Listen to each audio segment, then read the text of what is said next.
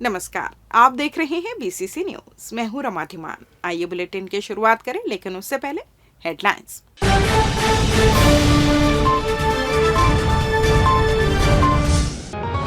पंचायत चुनाव के अंतिम चरण में जोरदार मतदान, 78% से अधिक ने लिया हिस्सा। बोर्ड परीक्षा की तैयारी पूरी, गोपनीय सामग्री वितरित।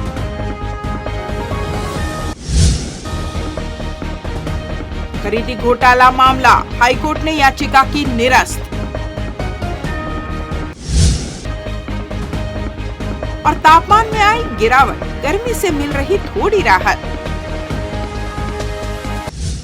हेडलाइंस के बाद खबरें विस्तार से। त्रिस्तरीय पंचायत चुनाव 2025 के तहत बिलासपुर जिले के कोटा और तखतपुर जनपदों में अंतिम चरण में हुए मतदान में मतदाताओं ने बढ़ चढ़कर हिस्सा लिया। सुबह 7 बजे से शुरू होकर दोपहर 3 बजे तक मतदान की प्रक्रिया शांतिपूर्ण रूप से संपन्न हुई। प्राप्त आंकड़ों के अनुसार कोटा जनपद में कुल 1,50,908 मतदाता थे, जिनमें से 1,13,935 लोगों ने मतदान किया। पुरुष मतदाताओं का प्रतिशत 75%, महिला मतदाताओं का 75% और तृतीय लिंग का 20% मतदान रहा।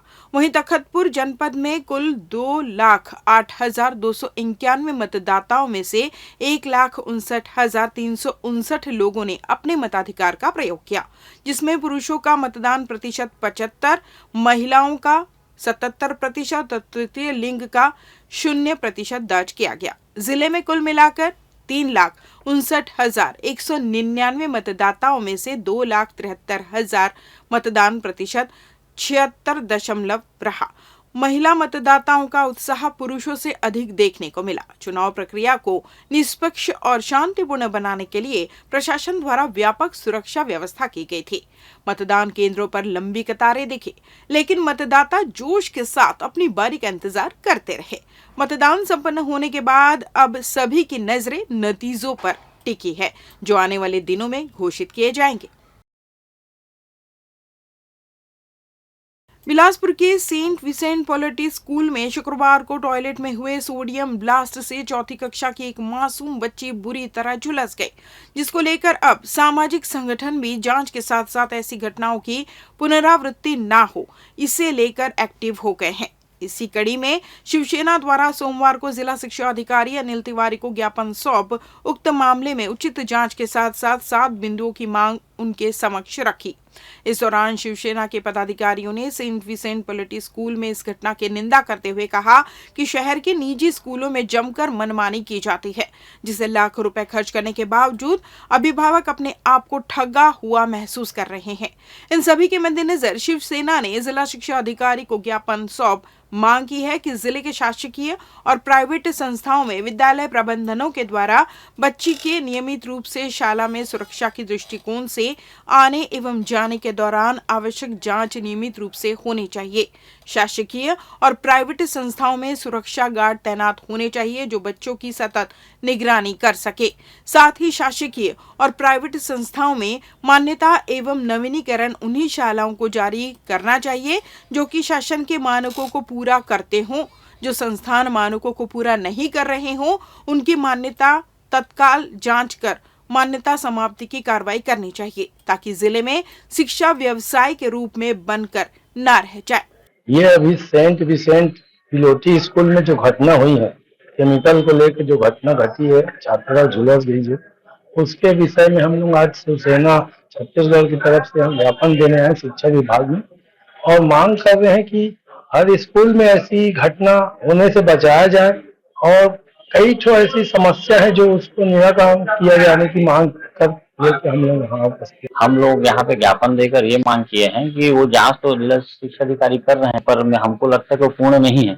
हम लोग ये मांग कर रहे हैं कि जो घटना हुआ, बदले की भावना की जो घटना अगर छात्र के मन में आई कैसे, कुछ तो प्रॉब्लम हुआ होगा, उसकी भी बारीकी से जांच होनी चाहिए। साथ में हम लोग और भी उसके आधार बनाए हैं कि प्राइवेट स्कूल जो है उसमें सुरक्षा की व्यवस्था का बहुत इंतजाम नहीं है।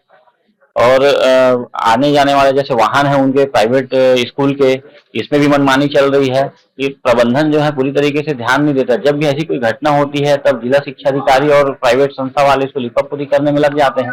हमारा ये मांग है कि पूरा बारीकी से जांच होना चाहिए। खेल का भाव है, बच्चों के लिए बहुत सारे मापदंड स्कूल के रहते हैं जिस खोलने के लिए, वो सारी चीजें भी व्यवस्था वहाँ होनी चाहिए और सुरक्षा के लिए गार्ड वार्ड की भी व्यवस्था होनी चाहिए। छत्तीसगढ़ के जाने माने इतिहासकार और साहित्यकार एवं पूर्व आईएएस डॉक्टर संजय अलंग का व्याख्यान फरवरी के अंत में जवाहरलाल नेहरू विश्वविद्यालय नई दिल्ली में आयोजित होगा। डॉक्टर अलंग छत्तीसगढ़ के इतिहास, संस्कृति और जनजातीय जीवन पर अपनी गहरी पकड़ के लिए पहचाने जाते हैं। उनकी 10 से अधिक शोध पुस्तकें प्रकाशित हो चुकी है, जो इस क्षेत्र के अध्ययन के लिए महत्वपूर्ण मानी जाती हैं। डॉक्टर संजय अलंग को इससे पहले भी देश के प्रतिष्ठित मंचों पर व्याख्यान देने और काव्य पाठ के लिए आमंत्रित किया जाता रहा है। वे अरुणाचल प्रदेश साहित्य महोत्सव, विश्व पुस्तक मेला नई दिल्ली, आज तक साहित्य महोत्सव, बनारस हिंदू विश्वविद्यालय रायपुर साहित्य महोत्सव जैसे प्रतिष्ठित मंचों पर अपनी विद्वत्ता का परिचय दे चुके हैं। इतिहास और संस्कृति पर उनके गहन शोध को भारत सरकार भी सम्मानित कर चुकी है। उनके चर्चित पुस्तक छत्तीसगढ़ इतिहास और संस्कृति को सर्वश्रेष्ठ शोध शिक्षा लेखन के लिए 1 लाख रुपए के राष्ट्रीय सम्मान से नवाजा गया था। इसके अलावा उनकी प्रमुख पुस्तकों में छत्तीसगढ़ की रियासतें और जमींदारियां, छत्तीसगढ़ की जनजातियां और जातियां शामिल हैं, जो शोध के क्षेत्र में महत्वपूर्ण योगदान देती हैं। सिर्फ इतिहास ही नहीं बल्कि डॉक्टर अलंग की साहित्यिक प्रतिभा भी अद्भुत है।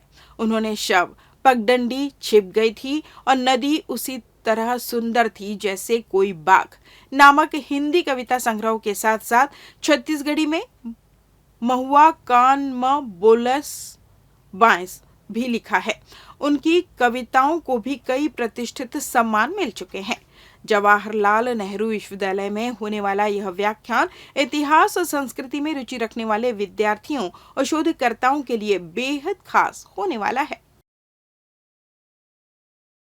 छत्तीसगढ़ माध्यमिक शिक्षा मंडल की बोर्ड परीक्षाओं के लिए तैयारी काफी सरगर्मी से कर रही है। इसी कड़ी में सोमवार को Maharani Laxmibai government higher secondary school में मंडल द्वारा जिले के समन्वय केंद्रों में प्रश्न पत्र का वितरण किया गया।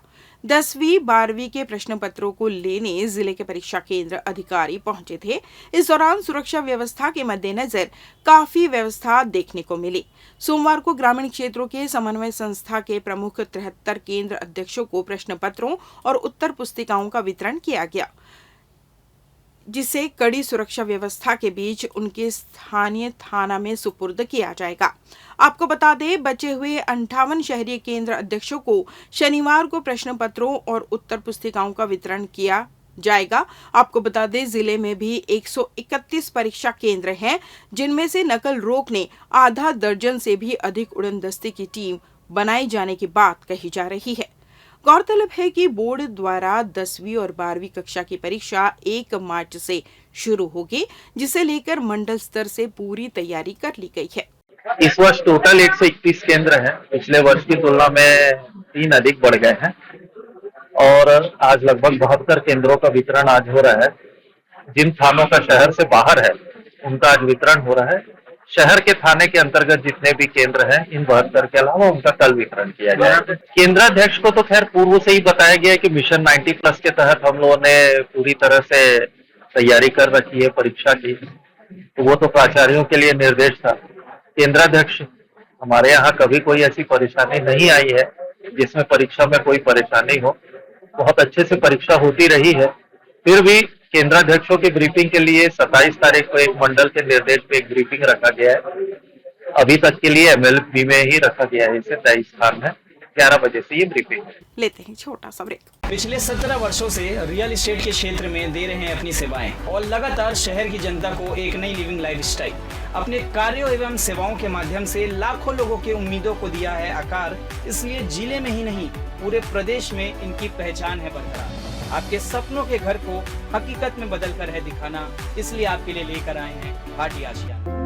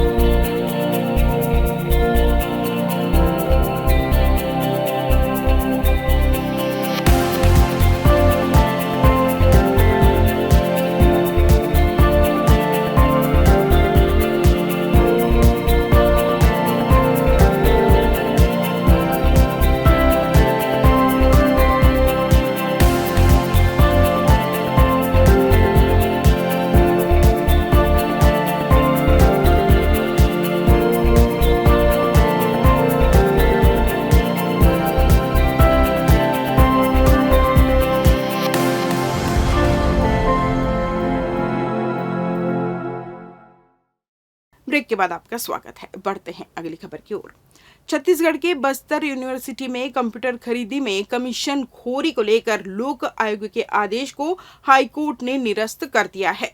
लोक आयोग ने इस मामले में राज्य सरकार को कुलपति, रजिस्ट्रार सहित अन्य अफसरों के खिलाफ जांच की अनुशंसा की थी, जिसे यूनिवर्सिटी के रजिस्ट्रार ने हाईकोर्ट में चुनौती दी थी।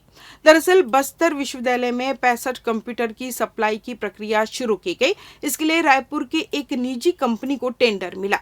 कंपनी ने समय पर सभी कंप्यूटर की सप्लाई कर दी, लेकिन यूनिवर्सिटी ने इसका भुगतान नहीं किया। इस पर कंपनी के संचालक संतोष सिंह ने राज्य शासन के साथ ही लोक आयोग में शिकायत कर दी, जिसमें कुलसचिव एसपी तिवारी, कुलपति दिलीप वासनीकर और एक अन्य अधिकारी पर कमीशन मांगने का आरोप लगाया। इस मामले की जांच के बाद लोक आयोग ने 17 मई 2018 को राज्य सरकार से तत्कालीन कुलपति दिलीप वासनीकर, कुलसचिव एसपी तिवारी और एक अन्य अधिकारी हीरालाल नाइक के खिलाफ जांच की अनुशंसा कर दी। पार्श्व गायिका स्वर्गीय मोनिका खुशरहल की जयंती अवसर पर रेलवे परिक्षेत्र में रविवार शाम सुगम संगीत श्रद्धांजलि कार्यक्रम का आयोजन किया गया, जहां उपस्थित क्षेत्रवासियों ने स्वर्गीय मोनिका को याद किया और अपनी श्रद्धांजलि अर्पित की। इस दौरान कलाकारों ने गीतों से उन्हें अपनी श्रद्धांजलि दी। मोनिका खुशरहल जो कि एक पार्श्व सिंगर थी और बहुत ही कम समय में उसका सन 2023 में निधन हो गया। ब्रेन हेमरेज जैसी बीमारी की वो शिकार हो गई।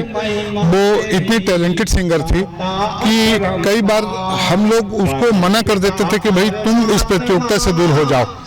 लगातार वो जीतती थी, कई बार अपनी जीत दूसरों को समर्पित करती थी। तो ऐसी टैलेंटेड सिंगर हमारे पास आज नहीं है, लेकिन उसकी यादें बची है। हम चाहते हैं कि जो बिलासपुर के नई उभरती हुई प्रतिभा है वो इस मंच के द्वारा अपना परफॉर्मेंस दे और वो भी छत्तीसगढ़ में अपना एक स्थान बनाए। ऐसी उम्मीद के साथ हम लोग इस कार्यक्रम को आयोजित किए हैं। ये 2023 के बाद ये तीसरा साल है जिसमें थोड़े भव्य रूप में हम लोग कर पा रहे हैं। समाज सेवी के रूप में अंचल में निस्वार्थ रूप से काम करने वाले डॉक्टर अभिषेक वर्मा के जन्मदिन को सेवा भाव के साथ रविवार को न्यायधानी में मनाया गया। रेवती यादव के नेतृत्व में शिवसेना के पदाधिकारियों की उपस्थिति में कल्याण कुंज आश्रम में फल और जूस सहित आवश्यक सामग्री का वितरण किया गया। डॉक्टर अभिषेक वर्मा के जन्मदिन के उपलक्ष्य में आयोजित इस कार्यक्रम में कल्याण कुंज आश्रम के बुजुर्गों की खुशी देखते ही बनी। कल्याण कुंज आश्रम में फल और जूस सहित अन्य वितरण के दौरान शिवसेना की नेत्री रेवती यादव ने बताया कि डॉक्टर अभिषेक वर्मा, जो कि श्रीकांत वर्मा वरिष्ठ साहित्यकार, समाज सेवी, पूर्व सांसद और वीणा वर्मा पूर्व सांसद बिलासपुर के सुपुत्र है, जो कि सफल उद्योगपति होने के साथ साथ समाज सेवक, जन सेवक भी है। उनका बिलासपुर के प्रति लगाव और समर्पण भाव किसी से छुपा नहीं है। उनके कार्य से प्रभावित होकर उनके जन्मदिन को सामाजिक उत्थान के रूप में मनाने का निर्णय शिवसेना ने लिया। उन्होंने बताया कि कल्याण कुंज आश्रम का उद्घाटन कार्य वीणा वर्मा के कर कमलों से 1997 में संपन्न हुआ था, जो कि अविस्मरणीय है। इसके साथ ही अनेकों कार्य उनके कार्यकाल में हुए हैं, जो कि बिलासपुर के इतिहास में अमर है। डॉक्टर अभिषेक भी अपने पिता और माता की छवि लिए समाज सेवा के क्षेत्र में सक्रिय हैं। वीरा वर्मा जी, उनके बेटे अभिषेक वर्मा जी का जन्मदिन के उपलक्ष्य में यहाँ फल वितरण किए हैं विद्या आश्रम में, और हम पूरे शिवसेना परिवार की ओर से बिलासपुर से अभिषेक वर्मा जी को शुभकामनाएं देते हैं जन्मदिन की। आज हम लोग हमारे राष्ट्रीय शिवसेना के समन्वयक और गठबंधन के जो राष्ट्रीय समन्वयक हैं, उनके जन्मदिन के अवसर पर आज हम लोग शिवसेना द्वारा यहाँ पे वृद्धाश्रम फल और अन्य सामग्री का वितरण किए। उसमें हम लोग आज जन्मदिन मनाने की उपलक्ष्य यहाँ पे आए और वृद्धजनों से हम लोग मेल मुलाकात भी किए हैं, उनका हालचाल भी। श्रद्धा और भक्ति से ओतप्रोत 7 दिवसीय संगीतमय श्री शिव महापुराण कथा का भव्य आयोजन गोगांव रायपुर में किया जा रहा है, जिसमें कथा व्यास महाकाल सेवक लक्ष्मीकांत महाराज के मुख बिंद से पावन कथा वाचन किया जा रहा है।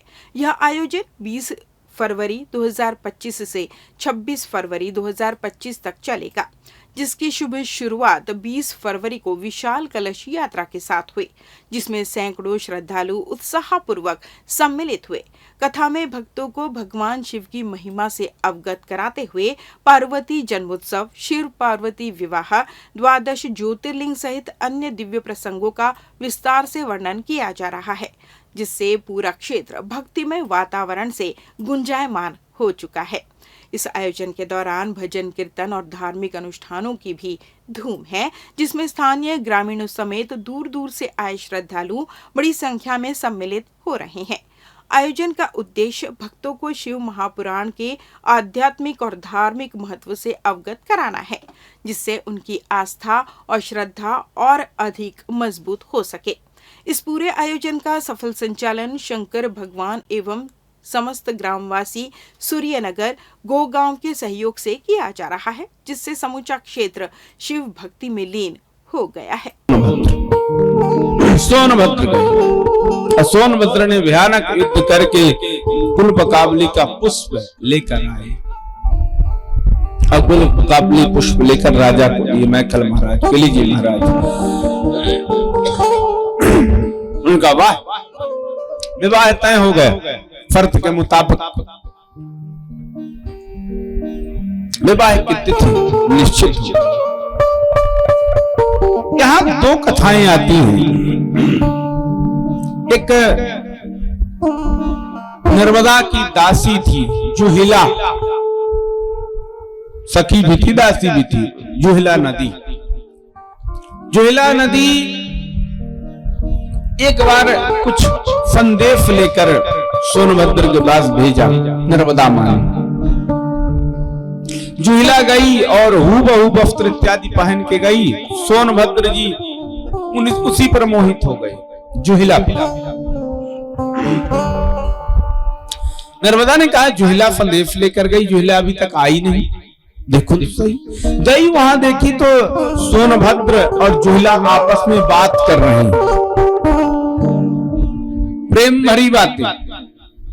माता नर्मदा इससे क्रोधित हुई। एक कथा तो ये आती, वहीं से छोड़ के चली गई।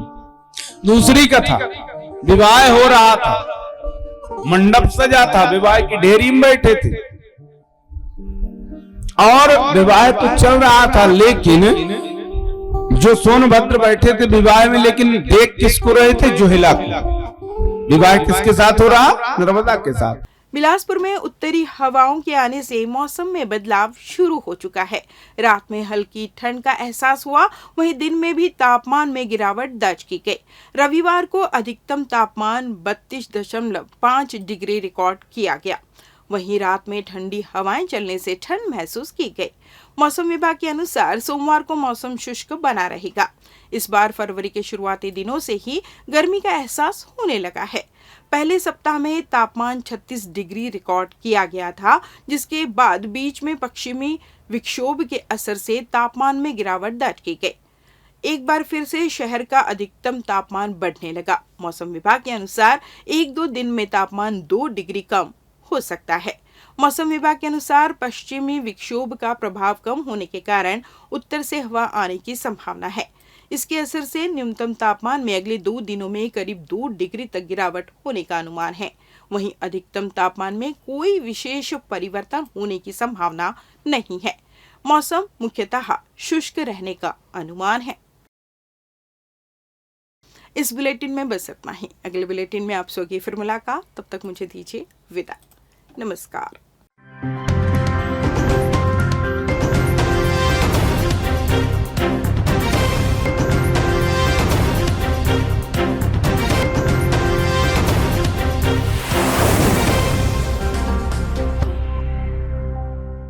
पिछले 17 वर्षों से रियल एस्टेट के क्षेत्र में दे रहे हैं अपनी सेवाएं और लगातार शहर की जनता को एक नई लिविंग लाइफस्टाइल। अपने कार्यों एवं सेवाओं के माध्यम से लाखों लोगों की उम्मीदों को दिया है आकार। इसलिए जिले में ही नहीं, पूरे प्रदेश में इनकी पहचान है बरकरार। आपके सपनों के घर को हकीकत में बदल कर है दिखाना, इसलिए आपके लिए लेकर आए हैं भाटी आशिया।